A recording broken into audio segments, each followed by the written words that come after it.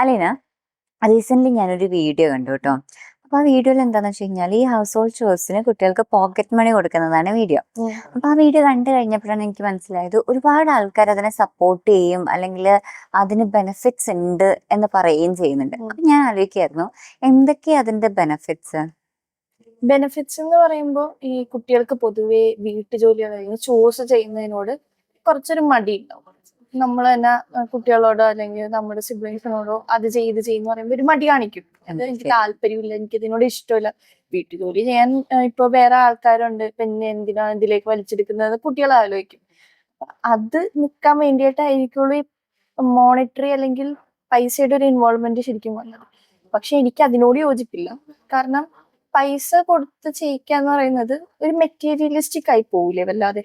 അതായത് ചോയ്സ് എന്ന് പറയുന്നത് ഒരു വീട്ടിലുള്ള എല്ലാവരുടെയും responsibility regardless of their age. ഒരു ഏജ് കാറ്റഗറി ഇല്ലാതെ ചെറിയ കുട്ടിക്ക് വല്ലതാണെങ്കിൽ ഒരു സാധനം മാറ്റിയെടുത്ത് വെക്കാം. ഒരു കുഞ്ഞു ഗ്ലാസ് ആണെങ്കിൽ അത് കിച്ചണിലെ കൊണ്ടുപോയി വെക്കാം. ചെറിയ ചെറിയ കാര്യങ്ങൾ ചെയ്യാം. വലിയ വലിയ റെസ്പോൺസിബിലിറ്റീസ് അല്ല, ചെറിയ ചെറിയ കാര്യങ്ങൾ ചെയ്യാം. അപ്പോൾ ചോയ്സ് എന്ന് പറയുന്നത് ഒരു ഗ്രൂപ്പായിട്ട് ഒരു ഫാമിലി ആയിട്ട് ആസ് എ ഹോൾ എല്ലാവരും കൂടെ ചെയ്യുന്ന ഒരു കാര്യമാണ്. ഇതിന് പൈസ കൊടുത്ത് ജയിക്കാന്ന് പറയുമ്പോൾ പൈസയല്ലേ അവർ ഇൻട്രസ്റ്റ് ചെയ്യാൻ. അപ്പൊ ഈ പൈസ ഇൻവോൾവ് അല്ലാതെ ആവുമ്പോൾ കുട്ടികൾ ഇപ്പൊ പൈസ കൊടുക്കില്ല എന്ന് ഞാൻ ഒരു ദിവസം പറഞ്ഞു. അപ്പൊ ഒരു ഡെഫിനറ്റ് ആയിട്ടും അവർ ചെയ്യില്ല എന്ന് ഡെഫിനറ്റ്ലി പറയും.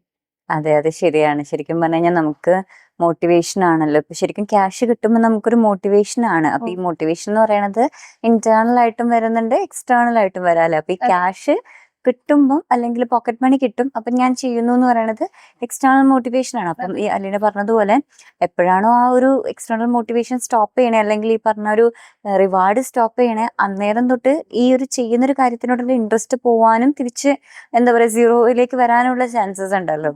മറിച്ച് നമ്മൾ ഈ പറഞ്ഞതുപോലെ അത് വീട്ടിലെ ഓരോ ആൾക്കാരുടെയും റെസ്പോൺസിബിലിറ്റി ആയിട്ട് അത് ചൂസ് ചെയ്യുമ്പോഴാണ് കുറച്ചും കൂടി ഒരു എഫക്റ്റീവ് ആവുക, അല്ലെ? അതെ അതെ. ഇപ്പൊ നമ്മൾ ഏജ് വൈസിന്റെ ഒരു ഇഷ്യൂസ് വരും. ചില സമയത്ത് കുഞ്ഞായിരിക്കുമ്പോൾ ഇങ്ങനെ ഞാനൊരു ബുക്ക് വായിച്ചതായിട്ട് ഞാൻ ഓർക്കുന്നുണ്ട്. പണ്ട് ഈ ചോസിനെ പറ്റിയിട്ടായിരുന്നു ആ ബുക്കില്.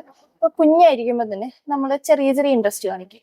ചിലപ്പോ നമ്മുടെ ഉമ്മമാര് ചൂലെടുത്തുകൊണ്ട് വരുമ്പോ നമ്മൾ അടിക്കാൻ വേണ്ടി ഹെൽപ്പ് ചെയ്യുന്നത്, അല്ലെങ്കിൽ എന്തെങ്കിലും സാധനം അവരെടുത്തു വെക്കുന്ന കാണുമ്പോൾ അതിന്റെ ക്യൂരിയോസിറ്റിയുടെ പുറത്ത് നമ്മൾ ചെയ്യുന്നത്. നമ്മളുടെ ഉള്ളിൽ ഓൾറെഡി നമ്മൾ ഹെൽപ്പ് ചെയ്യണം എന്നുള്ളൊരു മെന്റാലിറ്റി നമ്മുടെ ഉള്ളിൽ കിടക്കുന്നുണ്ട്. പക്ഷെ എന്താ ചെയ്യാന്ന് വെച്ചാൽ കുഞ്ഞിലേ ചെയ്യുമ്പോൾ പാരന്റ്സ് അതിനെ വലിയ സപ്പോർട്ട് ചെയ്യില്ല. ഇപ്പൊ പെട്ടെന്ന് ചൂലെടുത്തുകൊണ്ടൊന്ന് കുട്ടി അടിക്കാൻ നോക്കുമ്പോൾ ഇല്ല അതവിടെ വെക്കും, പൊടിയാണ് ചെയ്യണ്ട എന്നും പറഞ്ഞ് കൊച്ചിനെ എടുത്തിരുത്തും. പിന്നെ വലുതാകുമ്പോൾ ഇവര് തന്നെ ബ്ലെയിം ചെയ്യും, എന്താണ് ഇത് ചെയ്യുന്നില്ല, ഇങ്ങനത്തെ കാര്യങ്ങളൊന്നും നോക്കുന്നില്ല. ബിക്കോസ് കുഞ്ഞിലെ അത് ചെയ്യാൻ ഇനീഷ്യേറ്റീവ് എടുത്ത സമയത്ത് അവരായിട്ട് തന്നെ സ്റ്റോപ്പ് ചെയ്യിച്ചത്.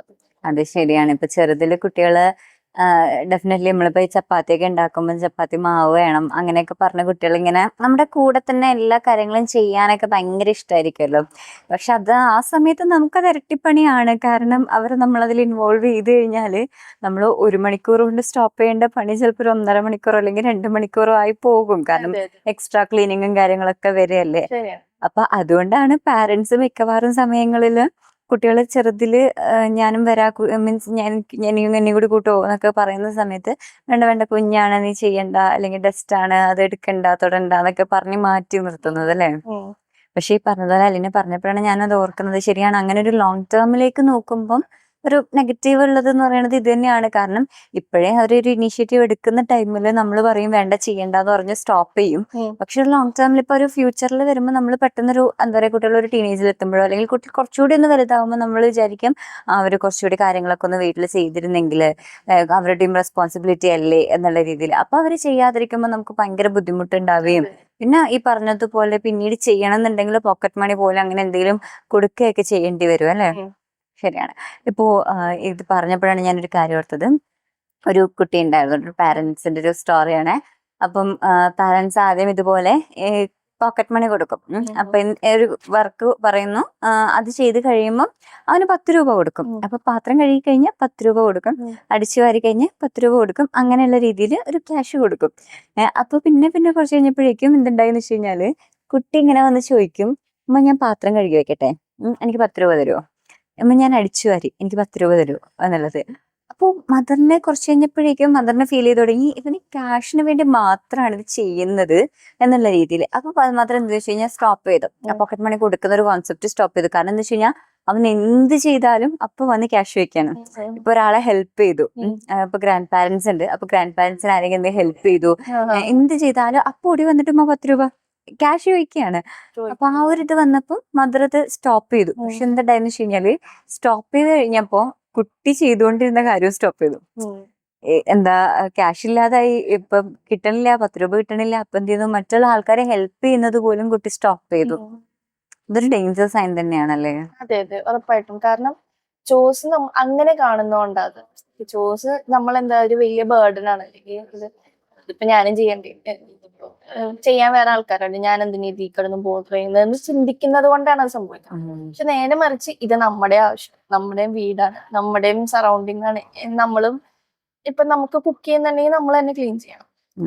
നമ്മളെ മദർ നമുക്ക് വേണ്ടി കുക്ക് ചെയ്യുന്നുണ്ടെങ്കിൽ നമ്മൾ അത് ക്ലീൻ ചെയ്യാനുള്ള റെസ്പോൺസിബിലിറ്റി എങ്കിലും കാണിക്കണം. അത് നമ്മൾ അവരോട് കാണിക്കുന്ന ഒരു റെസ്പെക്ട് കൂടിയാണ് ശരിക്കും ചോസിൽ നമ്മൾ ഇൻവോൾവ് ചെയ്യുക എന്നുള്ളത്. ഇപ്പോൾ ഇപ്പൊ ഈ മെറ്റീരിയലിസ്റ്റിക് ആയിട്ട് കൊണ്ടുവരുന്നത് ഇപ്പൊ പൈസ മാത്രമല്ല, ഈ ടോയ്സ് ആയാലും എന്തെങ്കിലും ഒരു അങ്ങനത്തെ കുറെ കാര്യങ്ങളും കൊടുക്കും. അപ്പൊ അതും ഒരു പോസിറ്റീവ് സെൻസ് ആയിട്ട് എനിക്ക് പേഴ്സണലി ഫീൽ ചെയ്യുന്നില്ല. ശരിയാണ്. അതിന് കുറെ നെഗറ്റീവ് സൈഡ് ഉണ്ടല്ലോ. അപ്പം നമ്മളൊരിക്കലും പോക്കറ്റ് മണി ആയിട്ടോ അല്ലെങ്കിൽ ക്യാഷ് ആയിട്ടോ അല്ലെങ്കിൽ പറഞ്ഞതുപോലെ ടോയ്സോ അങ്ങനെ എന്തെങ്കിലും കൊടുത്തിട്ട് ഹൗസ് ഹോൾഡ് ചോസ് ചെയ്യുന്നതിനോട് പ്രൊമോട്ട് ചെയ്യുന്നില്ലല്ലോ. അപ്പൊ അതെങ്ങനെയാ നമുക്ക് ഈ കുട്ടികളെ ഇഷ്ടത്തോടു കൂടി ഇൻവോൾവ് ചെയ്യിക്കാൻ പറ്റുന്നത് എങ്ങനെയാ? നമുക്ക് ചെറിയ കാര്യങ്ങളിൽ നിന്ന് സ്റ്റാർട്ട് ചെയ്യും. അത് വളരെ ചെറിയ ചോസിൽ നിന്ന് നമുക്ക് തുടങ്ങാം. ചെറിയ ഏജിൽ നിന്ന് തുടങ്ങാൻ പറ്റുമെങ്കിൽ നമുക്ക് അത്രയും ബെറ്റർ. ഇപ്പൊ അവര് പറയുമ്പോൾ ഒരു കാര്യം അവർക്ക് ചെയ്യണം എന്ന് പറയുമ്പോൾ അവർ ചെയ്തോട്ടെ. അത് നമുക്ക് ഈവൻ ദോ നമുക്ക് ചിലപ്പോൾ അത് കുറച്ച് ടൈം കൺസ്യൂം ചെയ്യുമായിരിക്കും, അല്ലെങ്കിൽ നമ്മുടെ എന്തെങ്കിലും ഒരു കാര്യത്തിൽ നമുക്കൊരു ഡിലേ വരുമായിരിക്കും. പക്ഷെ അവര് നമ്മള് അവിടെ ആ ഒരു ഇത്തിരി ടൈം സാക്രിഫൈസ് ചെയ്യുന്നത് കൊണ്ട് ലോങ് ടേമിലേക്ക് അവർക്കും നമുക്കും ഒരേപോലെ അവര് സോഴ്സ് ചെയ്ത് റെസ്പോൺസിബിൾ പേഴ്സൺ ആവുന്നു എന്നുള്ളൊരു സന്തോഷം, അവര് കാര്യങ്ങൾ ഏറ്റെടുക്കുന്നു എന്നുള്ള പേഴ്സണൽ റെസ്പോൺസിബിലിറ്റി അവർക്കും വരും. അപ്പൊ അത് ഒരു കേസ്. പിന്നെ രണ്ടാമത്തത്, നമുക്ക് വേണമെങ്കിൽ ഇഷ്ടപ്പെട്ട ചോസ് നമുക്ക് വേണമെങ്കിൽ കൊടുക്കാം. ഇപ്പൊ ചില കുട്ടികൾക്ക് ക്ലീൻ ചെയ്യാൻ ഭയങ്കര ഇഷ്ടമായിരിക്കും, ചില കുട്ടികൾക്ക് കുക്ക് ചെയ്യാൻ ഭയങ്കര ഇഷ്ടമായിരിക്കും. ഇപ്പൊ ഷിഫ പറഞ്ഞ പോലെ മാവ് കുഴക്കാനോ അല്ലെങ്കിൽ ഈ പരത്താനോ. ഇപ്പൊ ഞാൻ പണ്ടൊക്കെ ഉമ്മയുടെ കൂടെ എപ്പോഴും നിന്നിട്ട് മാവ് പരത്തുമായിരുന്നു. ഈ ചപ്പാത്തി പരത്തി പാനിലിടാൻ ഭയങ്കര ഇഷ്ടമായിരുന്നു. അത് ചെയ്യുന്നത് അതേപോലത്തെ ചെറിയ ചെറിയ കാര്യങ്ങളിൽ ഇൻവോൾവ് ചെയ്യിക്കുക എന്നുള്ളത് നമുക്കത് മാക്സിമം ട്രൈ ചെയ്താൽ ചിലപ്പോൾ നമുക്ക് ഒരു റിസൾട്ട് കാണാൻ പറ്റും. ശരിയാണ്. അപ്പൊ അതിന്റെ കൂടെ അവരെടുക്കുന്ന ചെറിയ ചെറിയ എഫേർട്ടിന് നമ്മൾ ഭയങ്കരമായിട്ട് അപ്രിസിയേഷൻ ഒക്കെ കൊടുക്കുകയാണെന്നുണ്ടെങ്കിൽ, അല്ലെങ്കിൽ അവർ ചെയ്യുന്നൊരു കാര്യം അത് അവരെ ആ ഒരു ഏജിൽ ശരിക്കും നമ്മളെ സംബന്ധിച്ചിടത്തോളം നമ്മളിപ്പോ ഒരു എന്താ പറയാ ഒരു 25 അല്ലെങ്കിൽ 30യുടെ ആ ഒരു ഇയേഴ്സ് എക്സ്പീരിയൻസ് എന്നായിരിക്കും ചിലപ്പം എന്ത് ചെയ്യണത് അവർ പെർഫെക്റ്റ് ആയിട്ട് ചെയ്തില്ല എന്നുള്ളൊരു നോക്കി കാണുന്നത്. പക്ഷേ അവരെ സംബന്ധിച്ചിടത്തോളം അവർ ആദ്യമായിട്ട് ചെയ്യാണ്. അപ്പൊ ആ ഒരു എഫേർട്ട്, അപ്പം ചിലപ്പോൾ ഈ പറഞ്ഞതുപോലെ പൊടി കുറേ അവിടെ ഇവിടെയൊക്കെ ആയിട്ടായിരിക്കും, മെസ്സായിട്ടായിരിക്കും അവർ കാര്യങ്ങൾ ചെയ്തു വരുന്നത്. പക്ഷെ ആ എടുക്കുന്ന ഒരു എഫേർട്ട്, അതിനെയൊക്കെ നമ്മൾ കുറച്ചും കൂടി അപ്രിസിയേഷനും കാര്യങ്ങളൊക്കെ കൊടുത്തു കഴിഞ്ഞാൽ കുറച്ചൊരു മോട്ടിവേഷൻ ഉണ്ടാവും അല്ലെ, അവർക്കത് വീണ്ടും ചെയ്യാനൊരു ഇൻട്രസ്റ്റ്. യെസ്, ഉറപ്പായിട്ടും. കാരണം നമ്മള് സപ്പോർട്ട് ചെയ്യുമ്പോഴാണ് ഒരു കാര്യത്തിൽ ഒരാൾക്ക് ത്രൈവ് ചെയ്യാൻ പറ്റുന്നത്, അല്ലെങ്കിൽ ഒരാൾ സക്സസ്ഫുൾ ആവുന്നത്. അല്ലെങ്കിൽ നമ്മൾ മോട്ടിവേറ്റ് ചെയ്യുമ്പോൾ, ഡീമോട്ടിവേറ്റഡ് ആയിരിക്കുമ്പോൾ നമുക്ക് ചെയ്യാനോ അല്ലെങ്കിൽ അതിലൊരു സക്സസ് കണ്ടുപിടിക്കാനോ ഭയങ്കര ബുദ്ധിമുട്ടായിരിക്കും. ശരിയാണ്. അല്ലെന്ന് പറഞ്ഞതുപോലെ കുട്ടികളെ നമുക്ക് ചെറുതിലേ നമുക്ക് ഇൻവോൾവ് ചെയ്യിക്കാം അല്ലെ. പക്ഷെ ചെറുതിലെ ഇൻവോൾവ് ചെയ്യിക്കുമ്പോൾ ഈ പറഞ്ഞതുപോലെ അവർക്ക് ആദ്യമായിട്ടായിരിക്കും ചെയ്യുന്നതല്ലേ, അവർക്ക് വലിയ എക്സ്പീരിയൻസും കാര്യങ്ങളും ഒന്നും ഉണ്ടാവില്ല. അവർക്ക് ചിലപ്പോൾ കുക്കിംഗ് എങ്ങനെ ചെയ്യേണ്ടതെന്ന് അറിയണ്ടാവില്ല, ചിലപ്പോൾ പാത്രം കഴുകണത് എങ്ങനെയാ, അടിച്ചു വരുന്നത് എങ്ങനെയാ ഒന്നും അറിയുന്നുണ്ടാവില്ല. അവരെ അതിനങ്ങോട്ട് ഇഷ്ടത്തോടെ വരികയാണ് ചെയ്യാൻ വേണ്ടിയിട്ട്. അപ്പൊ ഡെഫിനറ്റ്ലി മിസ്റ്റേക്സ് ഉണ്ടാക്കുകയും ചെയ്യുമല്ലേ.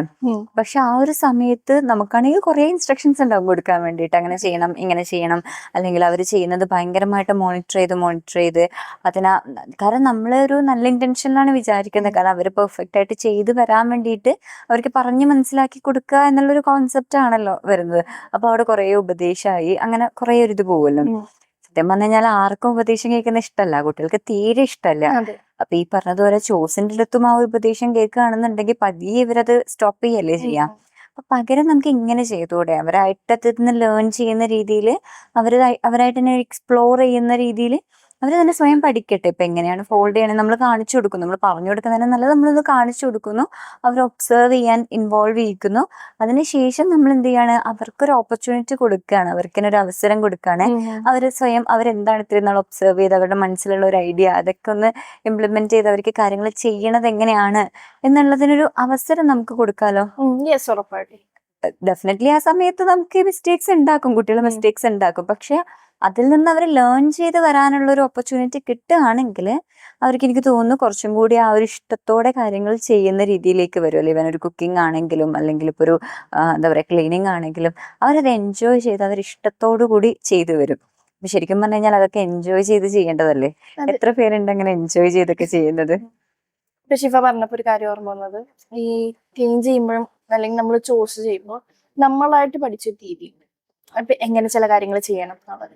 ചിലപ്പോൾ കുട്ടികൾ അതിൽ തന്നെ ഫൺ എന്നുള്ള ഒരു ഇതില് പുതിയ പുതിയ കാര്യങ്ങൾ ഇൻവെന്റ് ചെയ്യും അല്ലെങ്കിൽ ബിൽഡ് ചെയ്യും. നമ്മൾ ചിന്തിക്കാത്തൊരു വിധം കാര്യങ്ങൾ ബിൽഡ് ചെയ്യും. ഇപ്പൊ ഇങ്ങനെ ഇൻസ്ട്രക്ഷൻ കൊടുക്കാത്തൊരു അവസ്ഥയിലാണെങ്കിൽ അവർക്ക് അത് അങ്ങനത്തെ ഒരു എന്താ പറയാ ഒരു ഫിക്സേഷൻ അല്ലെങ്കിൽ ഒരു ഫിക്സഡ് ആയിട്ട് ഇരിക്കാതെ അവർക്ക് എക്സ്പ്ലോർ ചെയ്യാൻ കുറെ പ്ലേസസ് ഉണ്ട്.